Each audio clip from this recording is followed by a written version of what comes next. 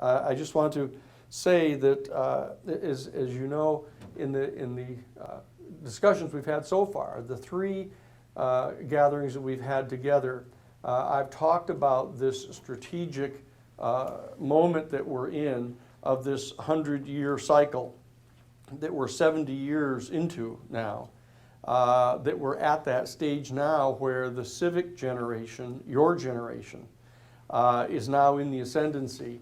And it's at that exact time as you reach your adulthood that the major secular crisis begins to descend upon us. And it's pointed out how it is that our two generations, your civic generation and our idealist generation of the 21st century, are bound to work together to overcome this by refreshing our recollection of the ideals of the culture and working in a pragmatic and practical way to solve this problem. And the more tactical moment that we are actually in that short 25-year period following the end of the Cold War and the major reconfiguration of power that is going on the planet now at the end of the 75 years of the Cold War. And there's been this entire dialogue that's been going on among the liberals and moderates and conservatives and now reactionaries who are in the ascendancy as to what worldview ought to be adopted by the Western nations in response to the dissolution, effectively, of the Soviet Union. And we've dealt with some of the logistical details of the particular election that we've just gone through less than about a week ago, in which there's been this huge lamenting of the fact that the Republicans have now taken control of everything, and all of the Republican Party people trying to frame this as though it's a major resurgence of the Republican Party. But the real fact is that this is going to be changed very quickly in 2 years. In the 2016 election, when up to 65% of the American people will come out to vote instead of 33% that voted a week ago last Tuesday. So we've had this discussion of kind of locating ourselves so that we know what the strategic and tactical and logistical context is of our conversations here. And most of that information, most of it, was of the nature that it's quite normal information that you may hear about from public intellectuals, from Paul Krugman to Fareed Zakaria to Tom Friedman and other people that are held forth as the kind of public intellectuals that are discussing what's going on in the world today. But I have hoped to have, over and above that kind of more prosaic information, have intended to convey to you at least three major kind of profound insights that I believe that we in the idealist generation have come to discern in the some 45 years that we've been out in the world since being in the academy as students. And those have been, first, this observation that Strauss and Howe made, William Strauss and Neil Howe, about this overarching 100-year cycle that goes on, so that we can really get some more strategic insight into what our respective roles are in attempting to deal with this crisis. The second major, I think, more profound insight that I provided for you was the insight by Talcott Parsons and Dr. Ralph Potter about the fact that our human family will historically divide ourselves into this whole spectrum of these 7 major different worldviews, and that they will take a position, each of those, the adherents to each of those worldviews will take a position that is categorically distinct from the positions taken by members of the other worldviews as to what steps need to be taken to address or solve that public policy problem. And this happens all the time. And the third, and I think more profoundly important insight that is going to be an ongoing subject of our gatherings together is the insight provided by Dr. Crane Brinton, as I mentioned, back on December 20th, 1967, when he pointed out that he thinks that the most important single intellectual insight that the greatest minds in Western culture have come to over the period of all the time he studied this was that our human family is actually evolving into the next biological step of our evolution, and that the key to this biological step that we're taking is the evolution into effectiveness of an existent faculty like seeing or hearing that enables us to directly and experientially encounter the unitive phenomenon that bonds every single ultimately irreducible integer of matter in the entire universe into one single harmonious, harmonic whole. And that by means of this experience that an individual has access to, she or he is now able to actually experientially discern what form of human conduct, either individual or collective, is either harmonious with or disharmonious to the natural order of the universe. And that I've suggested that he is saying that this is a secret resource that we as intellectuals have access to and knowledge about now, so that we can use it as a resource for attempting to come together to address this upcoming secular crisis. Now, so each of these more profound insights, the three of them, by Strauss and Howe and Talcott Parsons and Potter and Crane Brinton, have to do with the perspective that we bring as public intellectuals to our perception and analysis of the information that is being generated in the world around us. And it has been historically expected of public intellectuals that you will have a higher level of perception about reality than the average person, or else whatever it is that you're going to be saying is of no more merit or importance to be listened to than your Uncle Jim or your Aunt Lizzie. You know, that as I mentioned before, everybody has an opinion. But the fact is that in order for your opinion to be listened to and given credence by others, you have to have a higher perspective on reality and to share this higher perspective with others. So the question that we're going to be dealing with in this course is exactly from what perspective ought you as a public intellectual should you be moving from in attempting to observe and analyze the information around us? Because if your perception is too low, and much like everyone else's, no one's going to pay any attention to you. And on the other hand, if your perception is so esoteric that the vast majority of people can't understand what you're saying or don't relate to or resonate with what you're saying, they aren't going to listen to you. So there is a sweet spot that we're looking for here for you as a public intellectual to be able to rheostat your perception down to in order to communicate it to others. But the question as to what level you ought to be perceiving reality at is the subject that we need to talk about first. Because the tactical obligation you have to crank your rheostat down to be able to communicate it to someone, predicated upon who your audience is. You know, is your target audience, for example, the basic NASCAR enthusiasts around the country, or maybe the NFL audiences of the tens of thousands, hundreds of thousands of people that gather together every Saturday to watch the college football games, or Friday nights the high school games, or Sundays the National Football League. You know, is that your target audience that you want to be able to communicate with? Or is it in fact the average American voter that you want to be able to communicate with? Is this your audience? Is this the group that you have to kind of rheostat your communications down to in order to be an effective and respected public intellectual? Or is it, for example, the New York intelligentsia? I mean, do you want to write for the New Yorker or for Harper's Magazine or Intellectual Digest? Do you want to write for the Foreign Affairs Magazine, for the Council on Foreign Relations, and have other people resonate to your insights? So this question, the tactical question of who your audience is going to be, is one that we'll address later in the course.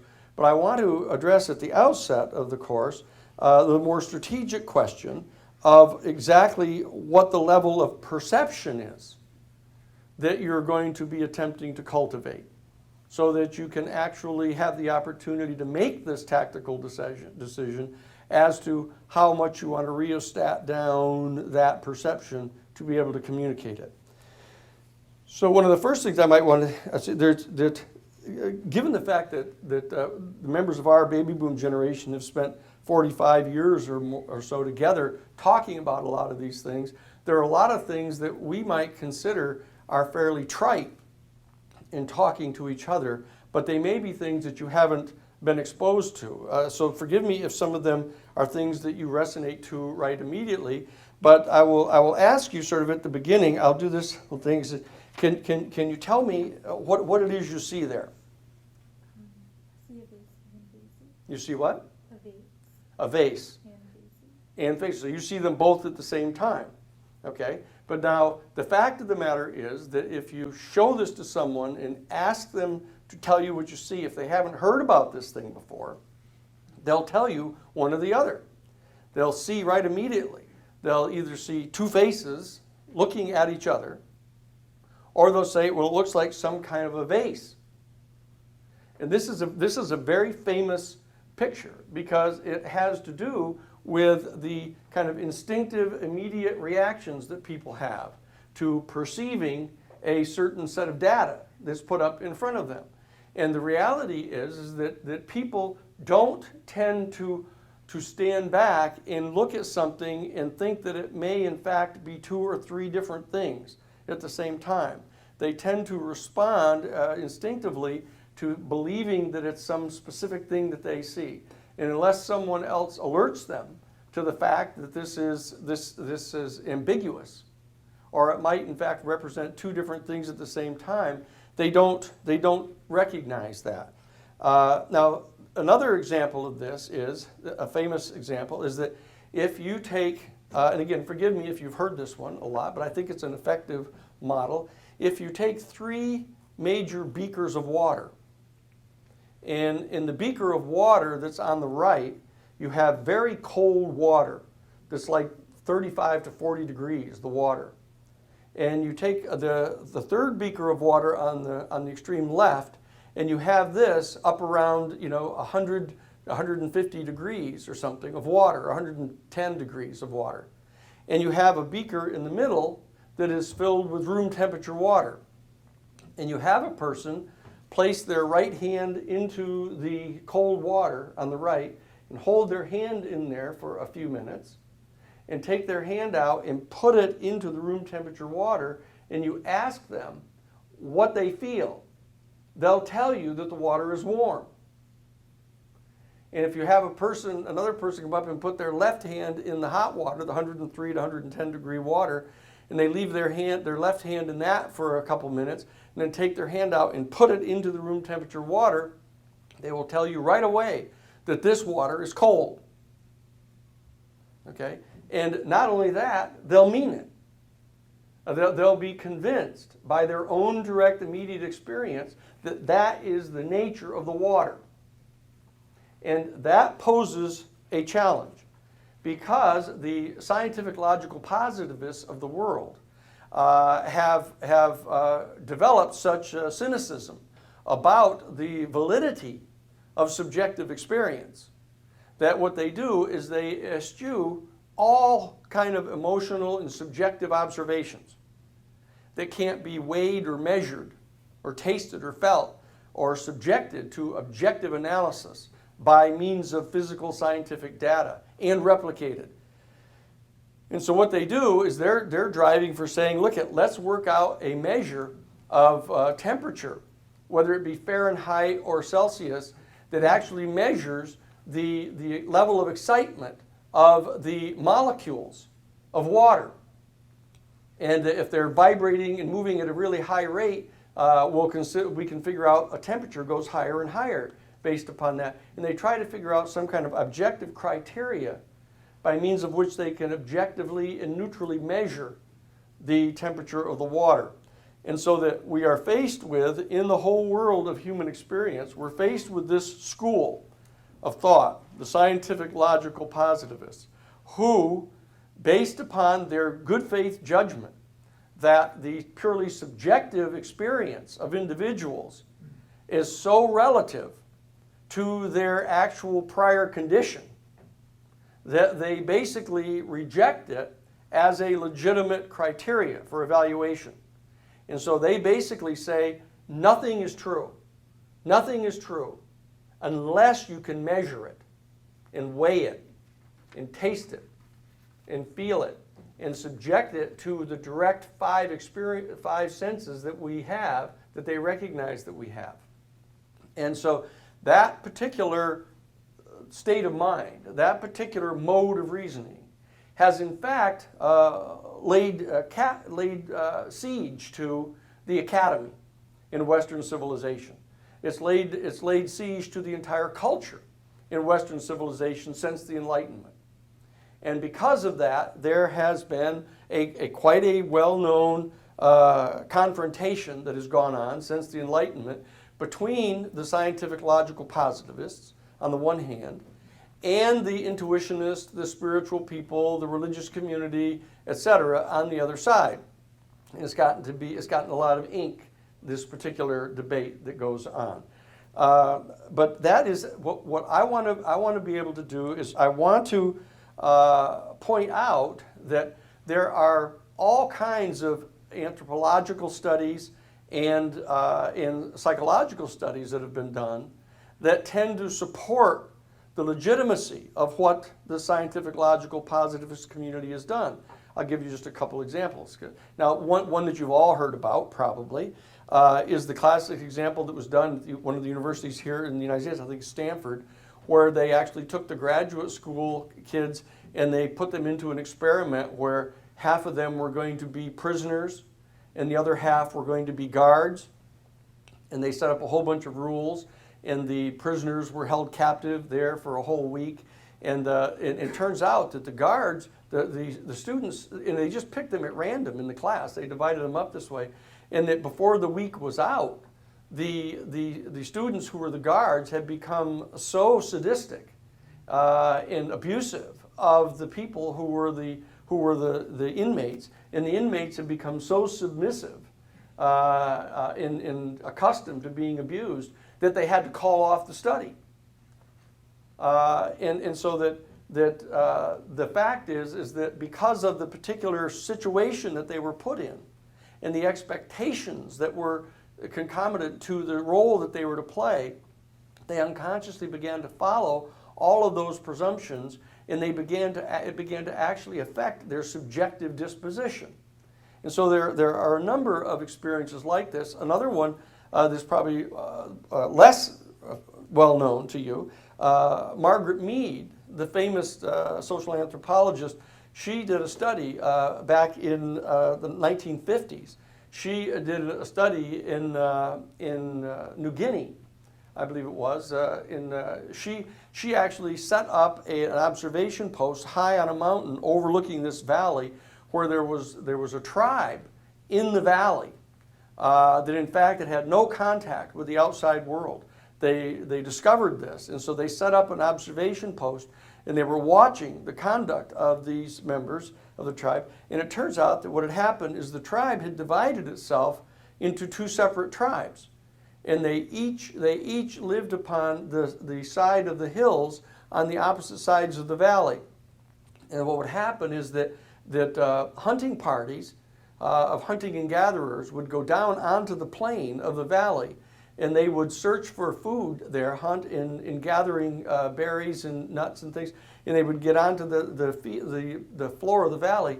And when they encountered each other, members of the two tribes, they would begin to fight. And they would have a fight, and they would continue fighting until one person was killed. And as soon as that person was killed, they would stop instantly. And those who had had the person killed, the tribe that had had the person killed, would retreat to their side of the valley and go up onto the side of the hill, and they would begin a major set of ceremonies, of dirges and funeral ceremonies for this person.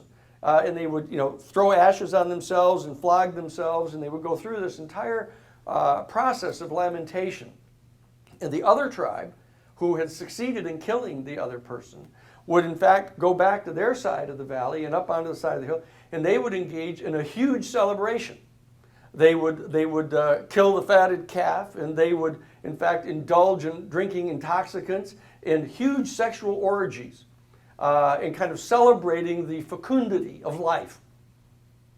And she was taken aback by this, but she was even more taken aback when she discovered that they were taking turns. And that they would actually alternate every single period. And alternate who was going to be losing the person, who was going to be gaining. And so that they had this process set up by means of which they were able to stimulate those types of emotional feelings inside their two respective cultures. But in fact, they had started out as a single culture. And so that they had actually unconsciously divided themselves into these two tribes in order to be able to stimulate that type of intense experience in their lives. And so you can begin to understand that the scientific logical positivists think that they have a pretty good argument here. That this type of subjectivity, this kind of unconscious bias and unconscious motivations that motivate so many of us need to be given little play, if any. No play, if they can figure out how to do it.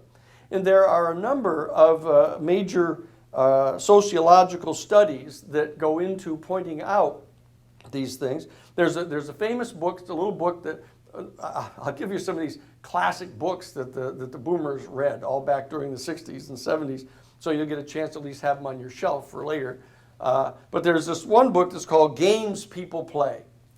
Games People Play by Eric Berne, a psychiatrist from 1964. It's the psychology of human relations and relationships. And it basically lays out a whole series of these classic games that people play with each other. And they do so completely unconsciously. And they get caught up in playing these various roles that they have. And that's one of them. And there are all kinds of efforts that are made by people like Margaret Mead and others to attempt to provide some kind of objective explanation for why this is all going on.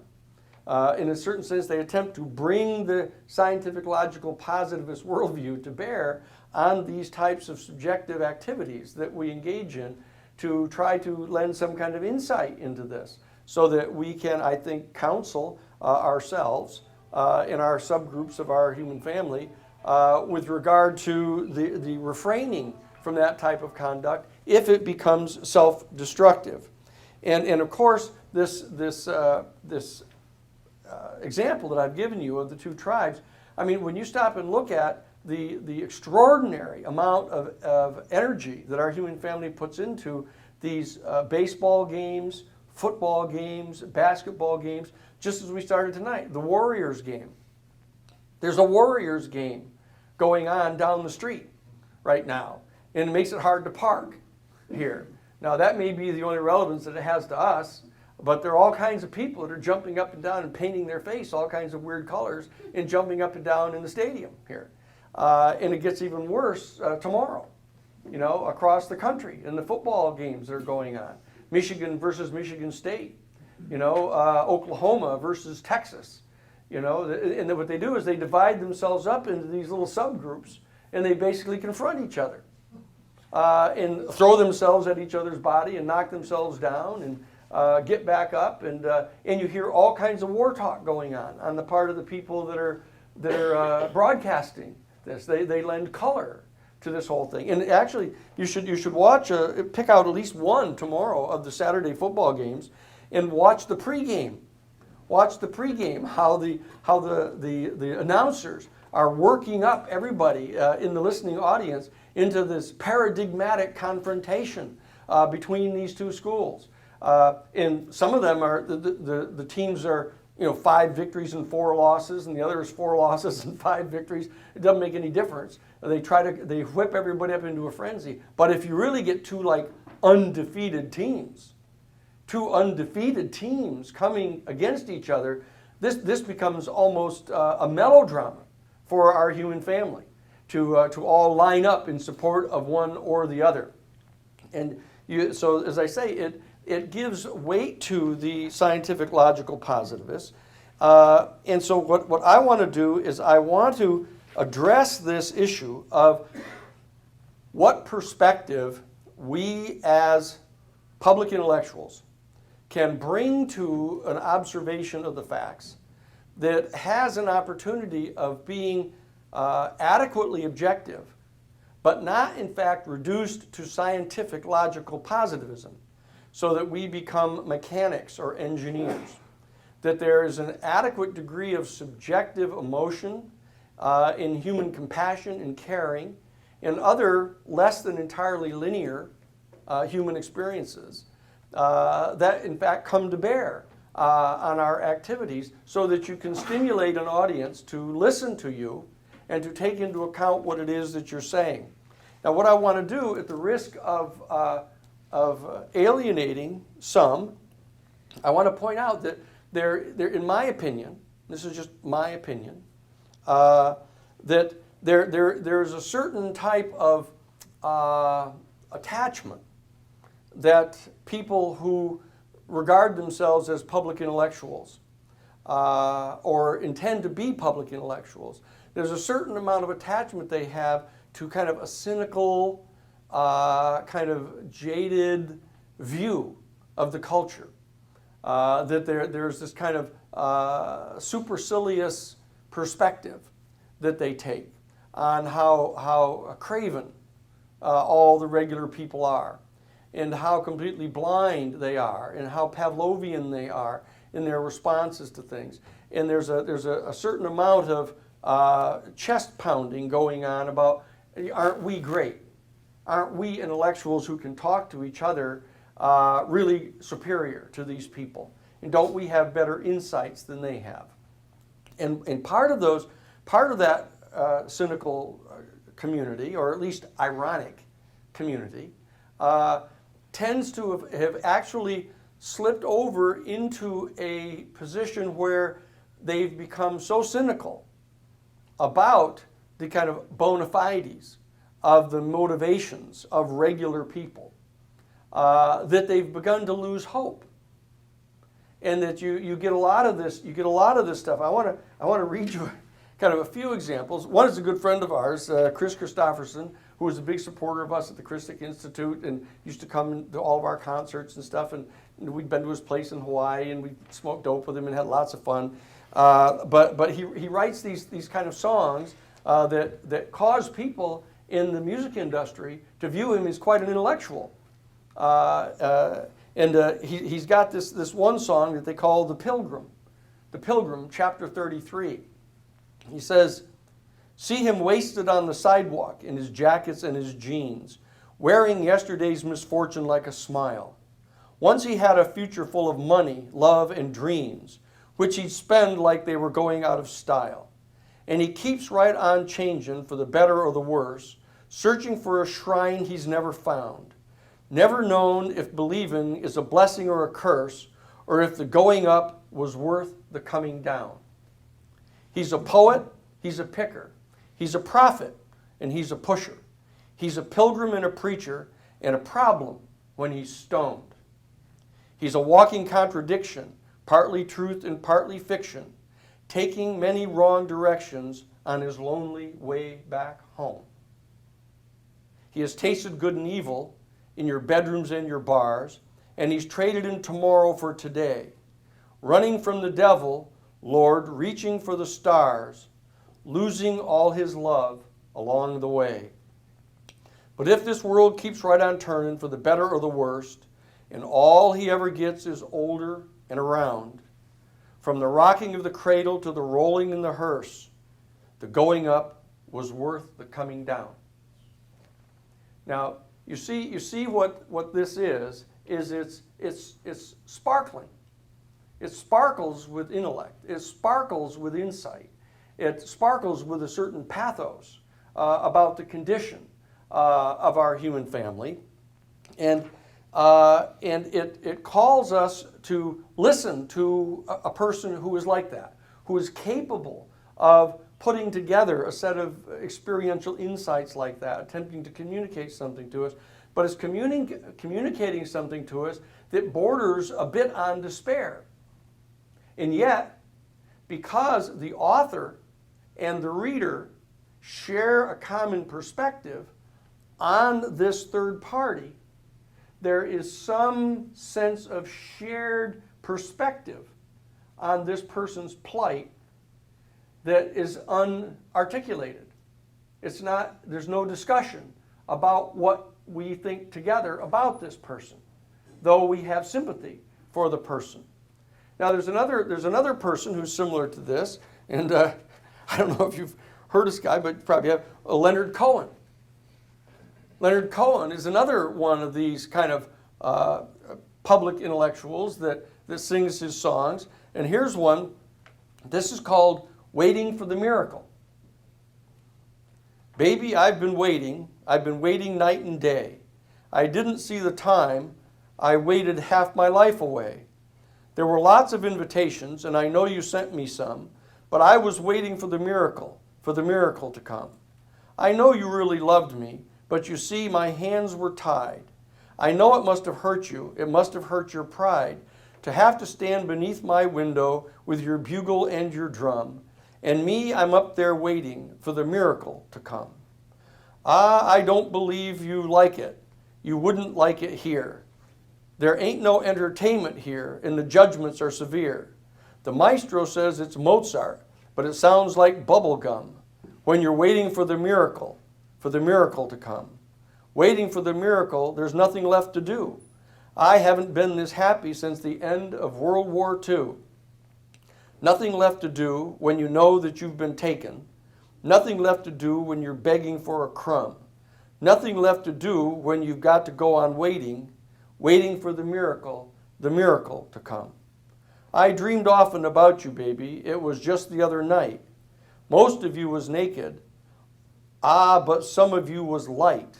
The sands of time were falling through your fingers and your thumbs, and you were waiting for the miracle to come.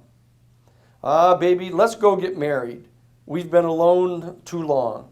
Let's be alone together, and let's see if we're that strong. Yeah, let's do something crazy, something absolutely wrong, while we're waiting for the miracle to come. For there's nothing left to do. When you've fallen on the highway and you're lying in the rain, and they ask you how you're doing, of course you say you can't complain. If you're squeezed for information, that's what you've got to play it done. Then you've got to play it dumb. You just say you're out there waiting for the miracle to come. Now, again, you see that clearly a person who can put that message out to the world is intelligent, has insight, has subtle insights, has experienced the world in a way that is not untrue. The world, in fact, is a difficult place. But in fact, they have come to have a certain perspective which is filled with sadness, filled with remorse about the human condition. And they're sharing this with us, and we sparkle with insight. We are stimulated by their insight. But in fact, there are other poets and there are other musicians who are people like, for example, Jackson Browne, which I know you know about. And Jackson Browne, on the other hand, writes songs that are full of accurate observations about the difficulties of the world, full of insights into the pathos and the condition in the world. But he, in fact, brings as part of his message an insight into the fact that there is some type of structural source of these problems, and that he's attempting to share with us this insight, that there is some kind of an understanding that he wants us to have together, to have insights into what the condition is of the world. And he writes songs like Every Man, He writes songs like For a Dancer. He writes various songs like the Children on the Wire and The Men Behind the Guns. And he's a political writer that is at the same time capable of experiencing and discerning the pathos in the world, but brings to his public intellectual endeavor an attempt to bring insight into the structural sources of injustice, and invites us together to share in some type of common mission to attempt to engage these structures in a way that will bring about reform. Now, there are a number of essayists that you're going to encounter. And I say some are musicians and write them in poems. Some are poets. Some are essayists. Some are novelists. But these are public intellectuals who attempt to tell a story, write a poem, write an essay that provides an insight into the troubles of the world. And what I want to do is I want to recommend that you, while not entirely ignoring the people who have been sort of overcome by the pathos of the world, but to try to focus most of your attention upon the people who are not Pollyannas, but who in fact have struggled to the point where they are attempting to provide some type of insight into the structural sources of the injustice, and inviting you to share with them in doing something about it by sharing these insights with you. And I want to say something to you that I came to this kind of realization when I was out in Colorado. I've been asked to go out there and brief some people on the Iran-Contra thing and what was going on with the smuggling of the weapons and all that. And Hunter Thompson came to the meeting. There were about maybe 8 or 10 of us. And Hunter Thompson came to the meeting, and I was struck by Hunter because he was such an aggressive cynic and just filled with cynicism. But it dawned upon me that the energy of his cynicism was because he was a broken-hearted idealist. And so I believe that a lot of these cynical essayists, and even those that are only ironic, are in fact people who are inherently idealists, but that they've had their heart broken by the world. And I don't want you to have your heart broken. I want to be able to be of assistance to you in the time that we spend together, and perhaps even afterwards as we go through life, if you want to communicate with me and with the other professors here. I don't want your heart to be broken by the world.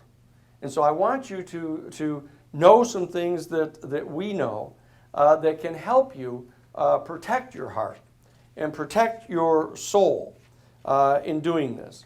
And so what I want to do is I want to hear in this one presentation, I want to sort of grab right by the lapels and shoulders the basic premise that I want to share with you throughout this course. And I want us to be keeping this in mind at all times, because it becomes the kind of operational referent from which everything else flows. And that is this insight that Crane Brinton communicated to us at Harvard College back in 1967, that in fact the intellectual community of our human family has come to this insight intellectually, that this faculty exists. And in fact, it is in fact the source of our refuge in the midst of a world that doesn't make sense if you try to deal with it completely secularly, or you try to motivate people strictly on the basis of their own immediate self-interest.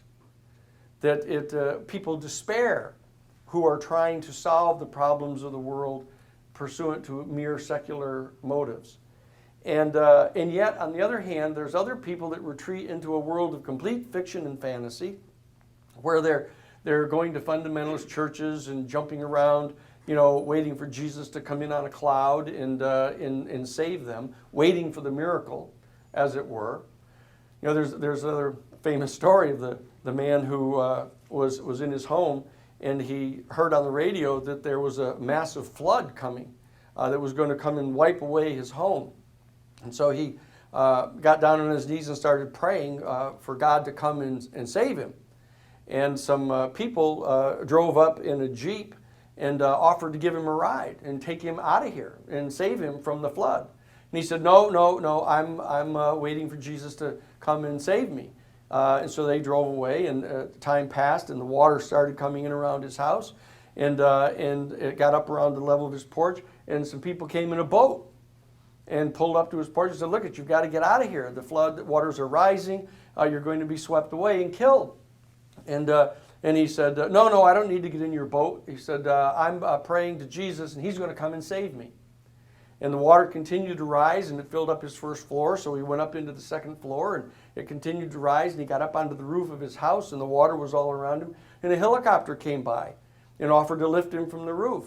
He said, no, I don't need your helicopter. I'm praying, and Jesus will come and save me. And the water rose up around his neck and swept him away and drowned him and killed him. So he appears at the pearly gates, and St. Peter comes and greets him, and the guy says, he said, I don't understand it. I was praying to Jesus, and he didn't come and save me. And St. Peter says to him, well, he said, we sent you a Jeep and a boat and a helicopter, and you didn't even take them. You see.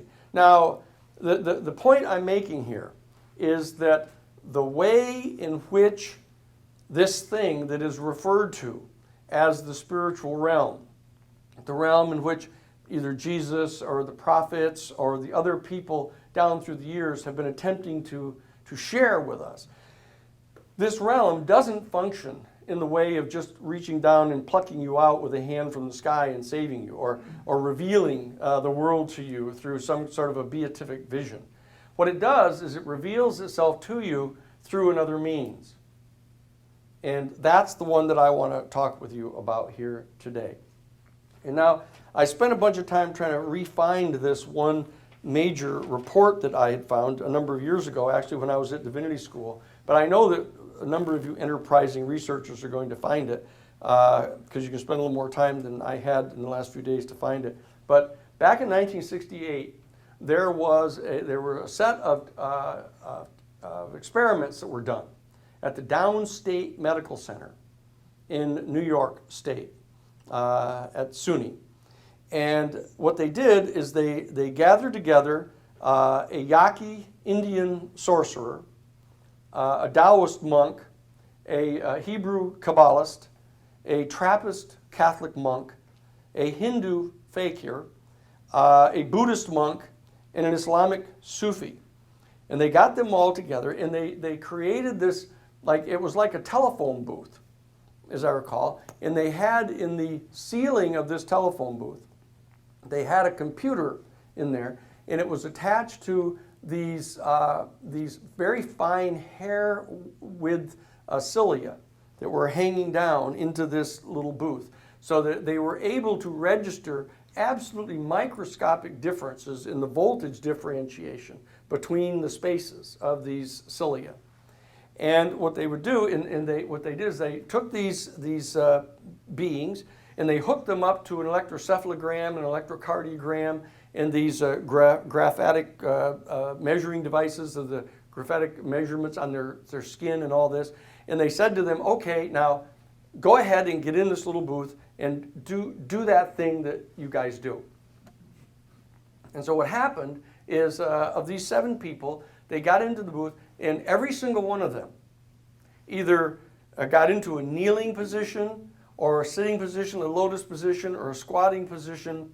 They got into a position where their back was absolutely erect, number one.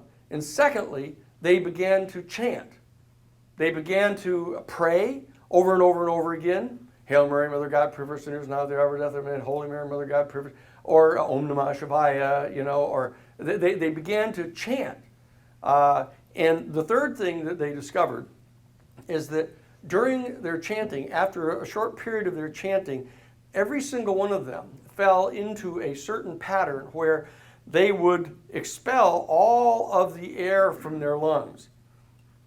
And then they would completely fill their lungs with air again, and then they would begin to chant again. And they would go through this process, and they discovered that fifthly, the ratio of the time that they spent inhaling to the time that they spent exhaling doing these chants was virtually identical.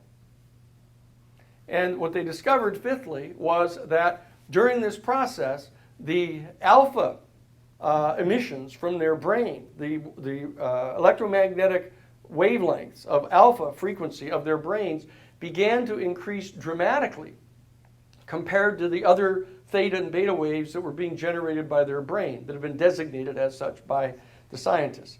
And what they discovered then is that the energy field around their bodies, this they call bioplasma or photoplasma around the body that is given off in the energy of your body, that they discovered that this energy field around their body began to energize, and that it actually began to energize farther and farther out away from their body.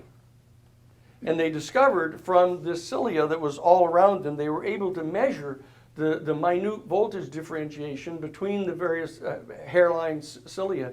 And they discovered that the actual physical center of the energy field around their bodies was actually located inside their body. It was inside their body, below their heart, just above their solar plexus, and it was inside their body. And what they discovered is that for 6 of them, then, that as they sat there in this state of this repeated incantation, with their bodies completely erect, and they were sitting there, what would happen is that the photoplasma began to pulsate in direct beat with their heartbeat, in direct sync with their heartbeat. And so what they discovered they were doing is they were a self-generated electromagnetic field that was pulsating at a very particular frequency in direct sync with their heartbeat. And they started writing papers about this, and they began to suspect, and they wrote papers to this effect, that these beings were somehow functioning like a radio receiver, like a crystal radio set that was able to directly link into a particular electromagnetic field that actually abides in the universe, that enables them to drop into direct resonance with this, a harmonic sympathy with that field, and that in that particular state, they have a direct experience of overwhelming unity and harmony, and that they experience an extraordinary state of calm and a perspective that is unique in the human family. That they're aware of the fact that the universe is a unified harmonic whole, and that things are in direct relationship to each other within this harmonic whole, pursuant to a set of discernible, experientially discernible laws. Now, I am, for the sake of this course, going to be maintaining that that is an accurate observation, and that the great poets and the great philosophers and the great psychiatrists and the others that we're going to be talking about, who hold themselves out as public intellectuals, who are attempting to solicit your endorsement and support as people who are explicating larger verities about our human condition, that all of them are attempting to reach out and say something about what is essentially this experience. And that it is much like, again, the trite phrase of the blind men all feeling the elephant in the room. And that one feels the leg of the elephant and thinks it's a tree, and the other one feels the trunk of the elephant and thinks it's a snake. and the other one feels the body of the elephant and thinks it's a boulder. And what they're doing is they're all coming at this secret mystery of what's going on from their own perspective of their particular discipline, and they're attempting to try to discern what it is that's going on here. Okay? And what I'm going to be maintaining during the course, and I want us to think about this critically, and I want us to discuss it, and I want us to debate it, and I want us to probe this thesis that the adherence to the different worldviews that we're going to be talking about, ranging from the authoritarian to the reactionary to the conservative to the moderate to the liberal to the progressive to the utopian, that all of these people are, that what you're going to be recognizing is an ascending access to this direct experience. And that what differentiates the adherence to these different worldviews is the actual nature of their own experience of this particular faculty. And that as they ascend toward this end to the left of the spectrum, they begin to have a higher and higher perspective. Now, instantaneously, you're going to say, wait a second, the leftists, are you saying that leftists are basically more spiritual than right-wingers? What about all the right-wing crazy fundamentalists and stuff? And what about all of the left-wing, atheists? Okay? Well, what you're going to really start to discover is, and we'll talk about this at some length in the course, is that the traditional left-wingers, the communist socialists, and the right-wing capitalist fascists are in fact both opposite sides of the same coin.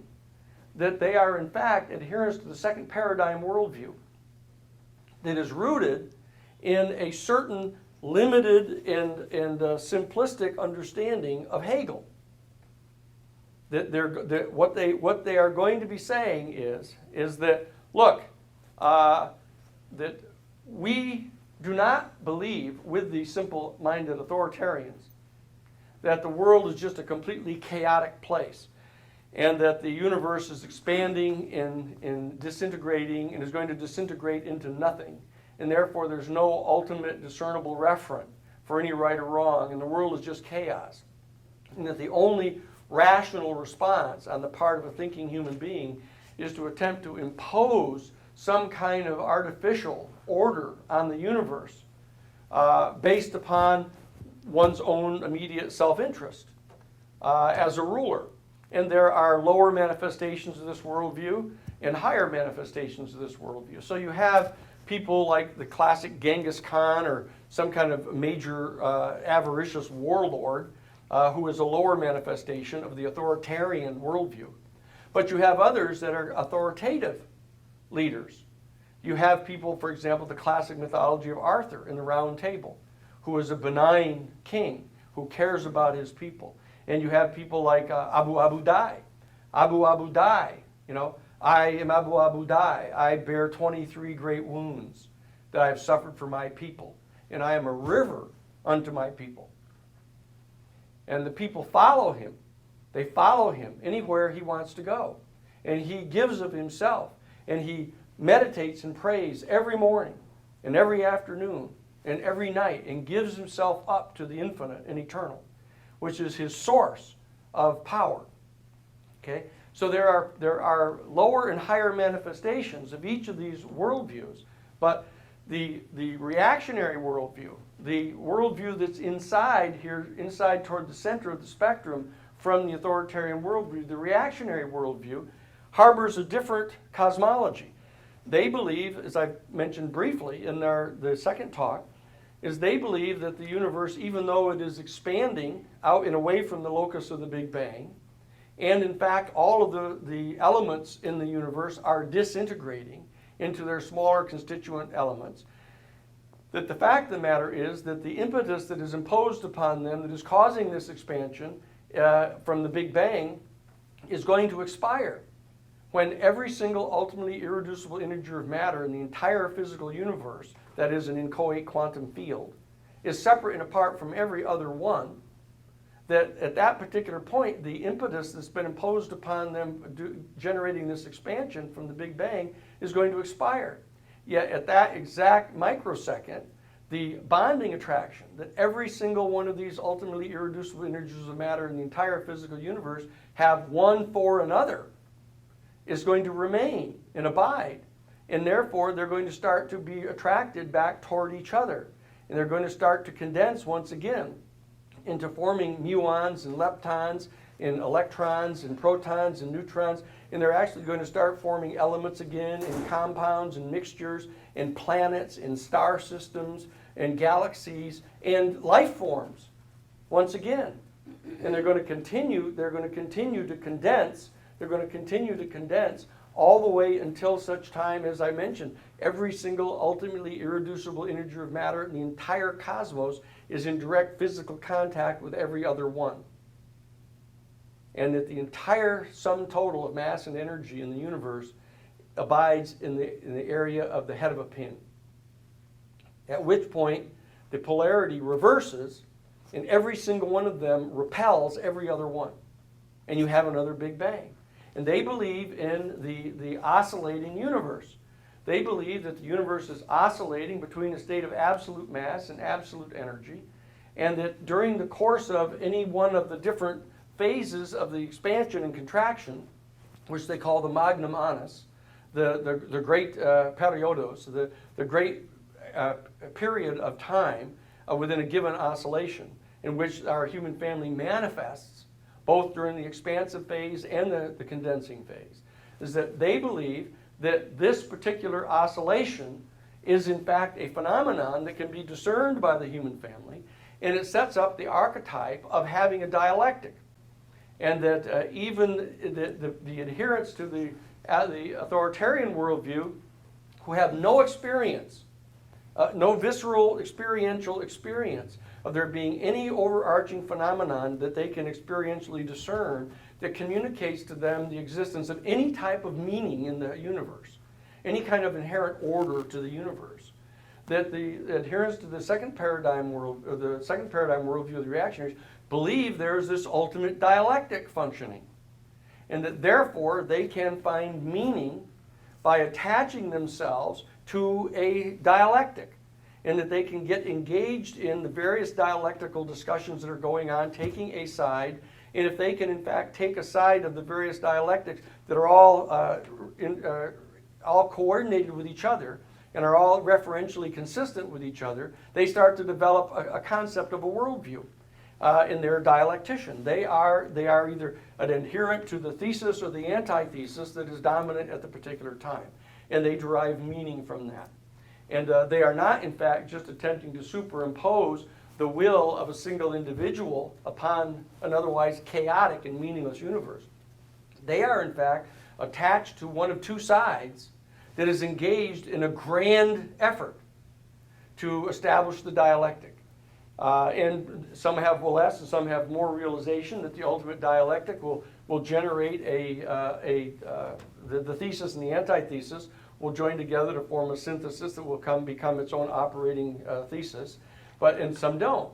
But the reality is that we're going to be talking about this because I am suggesting that the ability to experientially discern the oscillating aspect of the cosmos is a function of the experience of this faculty in its more or less minimal form.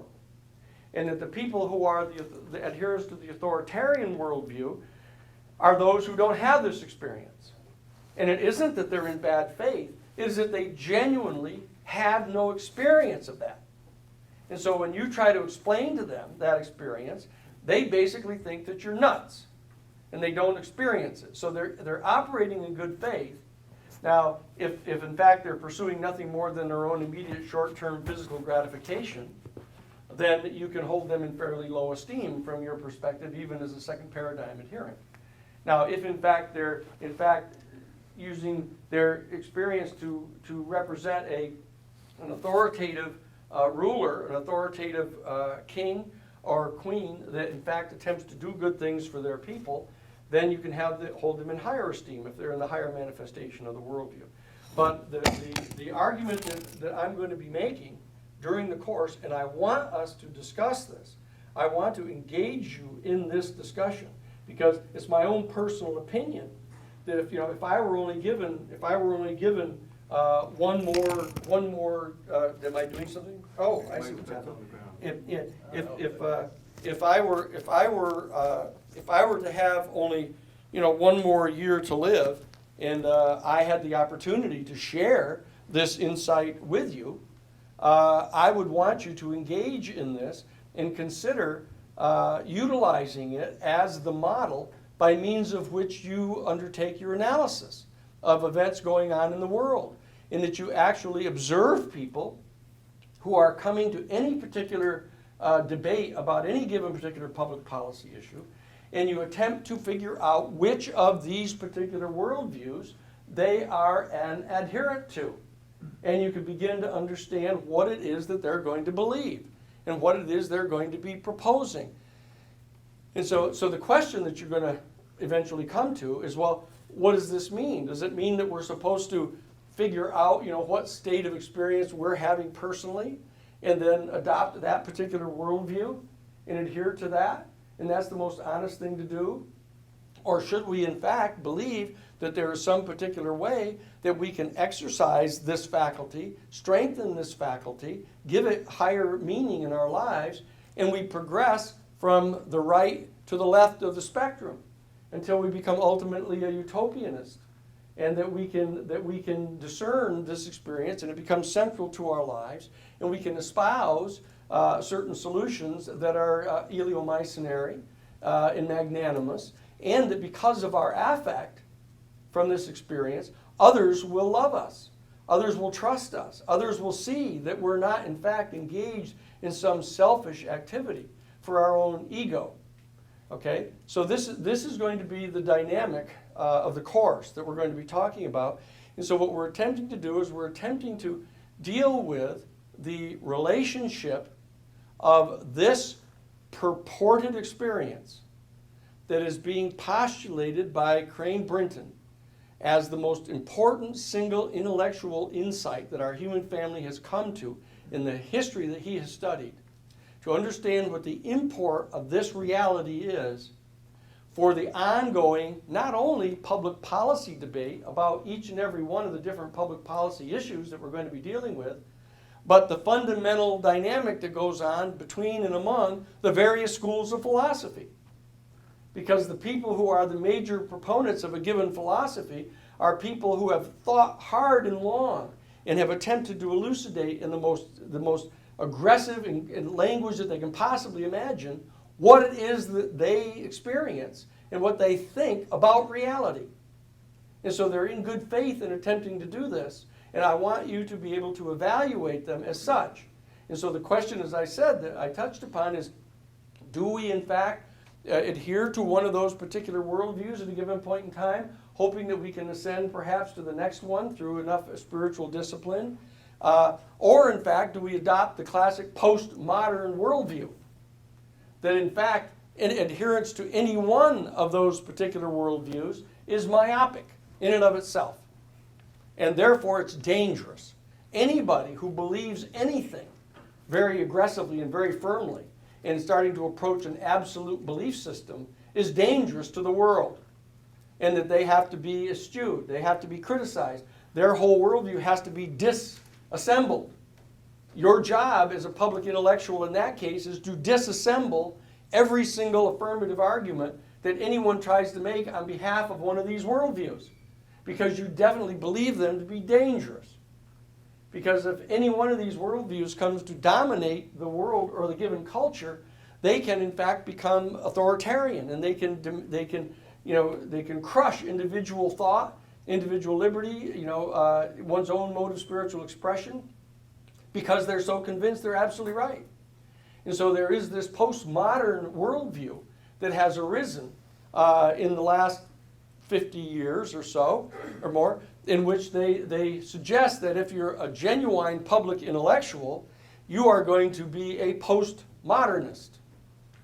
I'm suggesting that I want you to be trained as a postmodernist. I want you to understand that these people haven't thought hard enough about this. and that you are going to think harder about this. And you're going to examine each of these worldviews. You're going to examine their cosmology. You're going to examine their teleology. You'll examine their ontological assumptions. You'll analyze their epistemological assumptions. You'll come to identify and evaluate their mode of ethical reasoning and how it gives rise to their philosophy and how their political philosophy is directly derivative of that. And if you're capable of undertaking that type of operation, you will have taken a position from the perspective of which you can say things that are worthy of people listening to you. And yet you're not intending to simply destroy the other person's worldview. What you're attempting to do is to get them to understand that there is an underlying dynamic that is going on here in this ascending experience that we're having of this biological faculty that's evolving, that in fact is not going to stop at the seventh paradigm worldview, the utopianist theistic worldview. It's actually going to generate an eighth worldview. It's going to generate an eighth worldview that is in fact going to stand us in good stead when we in fact encounter another extraterrestrial civilization that is in fact millions of years in advance of us technologically. Because we're going to have to come to understand what it is about our human family that merits a full partnership in place at the table in the entire galactic civilization that is going to be encountered eventually.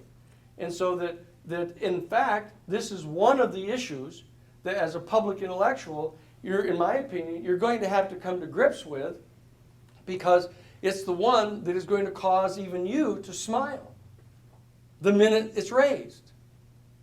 And so that you can see that you have been indoctrinated and brainwashed to, in fact, respond with humor to a subject that's as extraordinarily important as that. Okay? And so that's ultimately the mission of the course, is to prepare you to be not only public intellectuals to address our people, but to help our people come to understand the true place of our human species in the galaxy and what our relationship is to other intergalactic civilizations, so that when the time comes, we will not only be able to solve the immediate social crisis that is going to confront us in the next 30 to 40 years of the global climate change and the massive national security state, but you're actually going to be prepared for that moment when, in fact, our human family actually establishes contact with an extraterrestrial civilization, and we discover that we have not only been disenthroned from the physical center of the universe with Copernicus, in Galileo, but we now have been displaced from the tip of the pyramid of all sentient life in the universe. And we have simply rushed in and constructed a new schematic of a pyramid and placed ourselves at the top of it to replace the one where we used to be in the center of it. And that is the overarching intellectual challenge that faces your generation, to be able to deal with the more short-term secular crisis that's going to befall you and all of us in the next 25 to 30 years, but also prepare for that much higher moment that will come very much at the end of the life of our generation, and at the point where you are basically the same age as we are now. And that's going to be this encounter with an extraterrestrial civilization, when you have to be able to step forth as a public intellectual to speak on behalf of our entire species. So that's what we have to say for tonight. And we'll get together again on Monday, and we'll start to explore some of this. I'm going to give to Andrew and others on the internet. There is a piece that I want you to read, which is a simple, basic understanding, a structure of the entire issue of the vibrational frequencies of the human body, the interface that this has with emotional states that people have, and the intellectual levels that people reach in dealing with it. I will email that to them, and they'll be able to get this to you, so you'll have it available to have at least access to by Monday. Okay? Okay, so now you can go see the rest of the Warriors game. Okay? Thank you.